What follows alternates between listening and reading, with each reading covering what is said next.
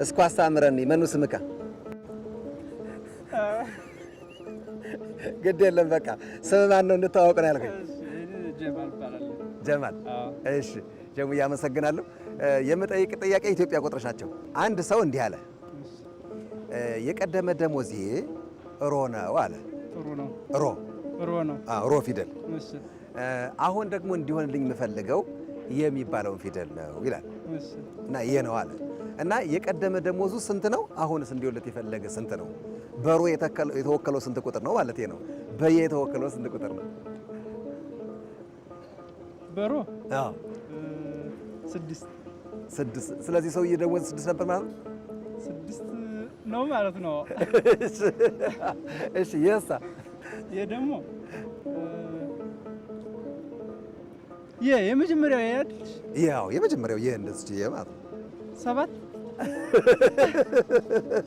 ከ6 ወደ 7 ከ6 ወደ 7 ይመስለኛል። የመጀመሪያው ሮ ስለሆነ ደግሞ ሲሆን አሁንም 6 ነው። መቼም ደሞዙ እንዲያርግለት ነው የሚፈልገው። አዎ እንዲያርግለት ነው የመጀመሪያ ደሞዝ እንዲሆንልናል። አሁን ስለዚህ ይሻሻልልኝ ነው ከሆነ 9 አረ በቃ ጃው እንግዲህ አላገኘሁም። አመሰግናለሁ በጣም እሺ። እኔም አመሰግናለሁ። እሺ ሰርካለም እባላለሁ። ጥያቄው እንደዚህ ነው የሚለው አንድ ሰው እንዲህ አለ። የሆነ ሰው ነው ታሪኩን ያነሳው። የቀደመ ደሞዝ አለኝ ሰውዬ ሮ ነው አለ። ሮ እንዲሆንልኝ ወይም ደሞዝ እንዲያርግልኝ የፈለገው ግን ይህ ነው አለ። ይህ ሰውዬ የቀደመ ደሞዙ ሮ ነው ካለ ስንት ነው የነበረ ደሞዙ ወይም ቁጥሩ ስንት ነው እንደማለት እኮ ነው። እንዲሆንለት የፈለገው ይሄ ከሆነ ስንት እንዲሆንለት ነው የፈለገው? ሮ ማለት 00 ማለት መነሻው ቁጥር ለምሳሌ 600 አሁን ደግሞ 600 ብሎ 00 በቃ 0 ስለዚህ 6 ደሞዝ ስንት ነበር ማለት ነው? 6000 ብር ልበል። አዎ አሁን ደግሞ 10000 የ10 ሺህ አዎ በዛ ቢሆን እንደማለት መሰለኝ። እኔ ወቅቱን ያማከለ ደሞዝ ነው ያነሳሽው? አዎ አመሰግናለሁ። ሰርካለም እንግዲህ ሞክረሻል ግን አላገኘሽውም። አመሰግናለሁ። እሺ አመሰግናለሁ። መኑ ስምካ? አብርሃም ገዳሙ እባላለሁ። አብርሃም ገዳሙ ስምህ ማን ነው ብዬ በግዕዝ ሲጠይቅ ገብተዋል ማለት ነው ያልኩት አይደል? አነኒ ስሜ ጋሻው ሰመኝ መኑ ስምከ ስለህ አንተ ለምሳሌ ስምን ነገርከኝ እና ስለዚህ ግልጽ ነው ማለት ነው ቋንቋው። ያው ግልጽ አይሆንም ስምከ የሚለው ስምህ ማን እንደሆነ ይታወቃል ማለት ነው። እሺ መልካም። መጠይቅ ጥያቄ እንደሚከተለው ነው። እሺ መልካም። አንድ ሰው እንዲህ አለ። እንዴት አለ? የቀደመ ደሞዜ ሮ ነው አለ። አሁን ግን እንዲሆንልኝ የምፈልገው ይሄ ነው አለ። ሮ ነው ካለ ስንት ነበረ? እንዲሆንለት የፈለገው ደግሞ ይሄ ነው ካለ ስንት ነው?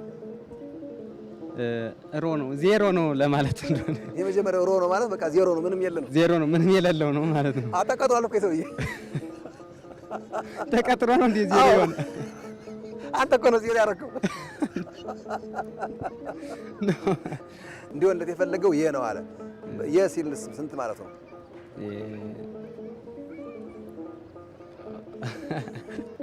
አይ መማከር አልቻልኩም። አይ ያኛው 00 ካልከኝ መቼ ሲሆን ነገር መድረሻ ይኖራል። ስንተኛ ፊደል መሰለህ? ስንተኛ? አሁን ከኬስ ብር ታወጣ ይኖራል። ያ ቁጥሩ እየጠየቅኩ ቁጥር አለ። የምር እንየው። አሁን ከኬስ ቢያንስ በቀላሉ 100 ብር ካለ አውጣ። 100 አውጣ። 100 ብር የለኝም። እሺ እኔ ጋር 100 አለ። እሺ አንተ እኔ ጋር 100 አለ። እኔ ጋር 100 አለ። አቤላ አሳይልኝ በሞቴ። ይሄ ስንት ብር ነው? 100 ብር። ይሄ ስንት ብር ነው ተመልካቾች? 100 ብር ነው። እዚህ ላይ የለም አለ። እስኪ ፈልግና አይልኝ።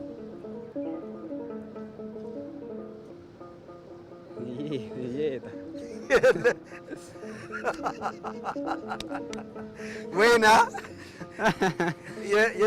ኖረር አለ እስኳ አስተምረኒ መኑ ስምካ? ፍትሐ ነገሥት በዛብህ እባላለሁ። ግልጽ ነው ጥያቄው። መልካም የኢትዮጵያ ቁጥሮችን ነው ማነሳው ጥያቄ። አንድ ሰው እንዲህ አለ፣ የቀደመ ደሞዜ አለ ሮ ነው።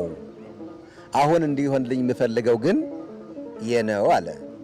ይህ ሰው የቀደመ ደሞዙ ስንት ነው? አሁንስ እንዲሆንለት የተፈለገው ደሞዙ ስንት ነው? ኢትዮጵያ ቁጥር ነው። ሮ እንግዲህ 70 ይመስለኛል። ይሄ ደግሞ 100 ነው።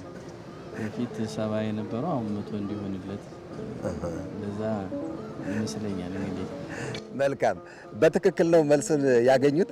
አናውቀውም፣ ብዙ ጊዜ ስንጠየቅ እንፈራዋለን እና ችግሩ የምን ይመስለውታል? አዎ በተለይ የዚህ የኛ የግዕዙ ቁጥር አገር በቀል ነው። ይህን ቁጥር ከዚህ በፊትም በስርዓተ ትምህርቱ ተካቶ ያለመሰጠት ችግር አንዱ ነው። በእርግጥ በንጉሱ ዘመን ይሰጥ ነበረ።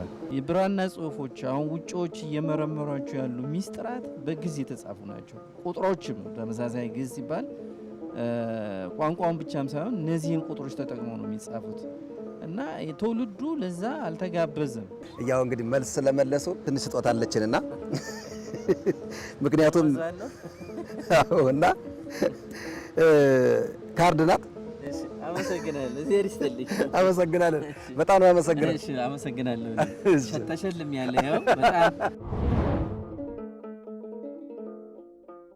የተወደዳችሁ ተመልካቾቻችን እንግዲህ ሮንና የን ፍለጋ ላይ ያደረግነው በአንድ ሰው ተጠናቋል ማለት ነው። ብዙዎቹ እንግዲህ ዜሮን ብለውታል፣ ሮን 600 ብለውታል፣ 10,000 ብለውታል። ይሄን ደግሞ ፊደሎቻችን በራሳቸው ቅርጽ የተወከሉ ፊደሎች አሉ ወይም ቁጥሮች አሉ፣ የኢትዮጵያዊ ቁጥሮቻችን።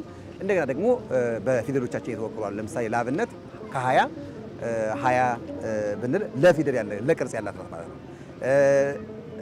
40 ስንል ሳ ፊደል ያላት ናት። 50 ስንል ራቡ ሀሌታ ውሃ ሆኖ ራቡ ሆኖ 50 እንደዛ እንደሆነ በፊደሎቻችን መለየት እንችላለን። እንዲህ እያልን ስንሄድ ሮጋ ስንደርስ እንግዲህ ሰውዬ የቀደመ ደሞዙ 70 ብር ነው የነበረ ማለት ነው። ስለዚህ እንዲሆንለት የሚፈልገው የነበረ ይህ ነው ካልን ደግሞ ይህ ደግሞ 100 ነው ማለት ነው። ኢትዮጵያዊ ቁጥሮቻችንን እንወቅ፣ እንፈትሽ፣ ራሳችንን መምህር ማለት እንፈልጋለን። አመሰግናለን።